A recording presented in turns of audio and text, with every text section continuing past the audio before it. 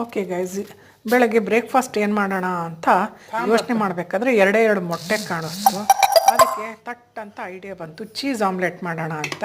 ಅದಕ್ಕೆ ಟೊಮ್ಯಾಟೊ ಒಂದು ಟೊಮ್ಯಾಟೊ, ಒಂದು ಈರುಳ್ಳಿ, 2 ಹಸಿಮೆಣಸಿನ್ಕಾಯಿ, ಕೊತ್ತಂಬರಿ, ಪುದೀನ, ಹಾಗೆ ಫೈನಲಿ 2 ಮೊಟ್ಟೆ ಇತ್ತು ಉಳಿದಿತ್ತು. ಅದು ಕೂಡ ಎಲ್ಲನೂ ಕಟ್ಟರಲ್ಲಿ ಕಟ್ಟರಲ್ಲಿ ಹಾಕಿ ಚೆನ್ನಾಗಿ ಬೀಟ್ ಮಾಡಿದೆ. ಅದರಲ್ಲೇ ಕಟ್ ಮಾಡಿದೆ, ಎಲ್ಲ ತರಕಾರಿ ಕಟ್ ಮಾಡೋದು ಬರುತ್ತಲ್ಲ ಅದರಲ್ಲೇ ಹಾಕಿ ಒಂದು ಪ್ಯಾನ್ ಇಟ್ಕೊಂಡೆ. ಪ್ಯಾನಿಗೆ